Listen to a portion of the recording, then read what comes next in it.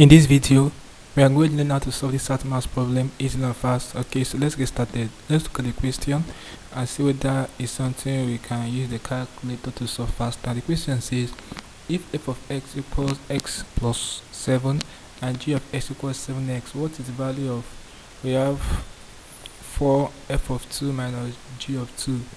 Okay, so guys, this question is another function in algebra. So I don't think we need the calculator to be able to solve this question faster. Manually we can do it faster. You just basically understand. Once you understand the concept, you'll be good to go. So let's do it together. Now, as we all know, f of x or g of x can be replaced with y. Alright, if you don't want to get confused with such language. So but we make use of the language you're using here, f of x and g of x. Let's begin with f of x. F of x equals x plus 7. Now let's evaluate the function when x is 2. That's the meaning of this f of 2.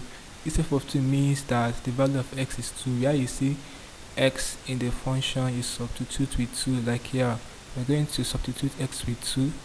Okay, so this is going to give us f of x equals 2 plus 7, which give us 9. Now let's solve for g of x. Our g of x equals 7x. Okay,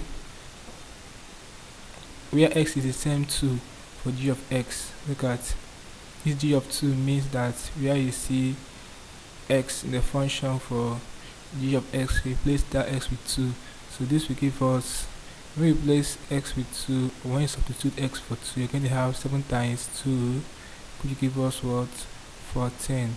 So finally, we asked what's the value of 4 f of 2 minus g of 2. Now we have evaluated f of 2 and g of 2. We have the values respectively to be 9 and 4. So now get the final answer according to what we have here. It's going to give us f of 2 is 9, so it will be 4 times 9 minus our g of 2 is 14. That's all. So 4 times 9 will give us 36 minus 14. So when you punch this on the calculator, you're going to have 22. 36 minus 14 will give you up 22. So the right answer to this question is option C. Okay, so it's as simple as this. As you can see, we did not punch it into the calculator, just basically understand it, be good to go.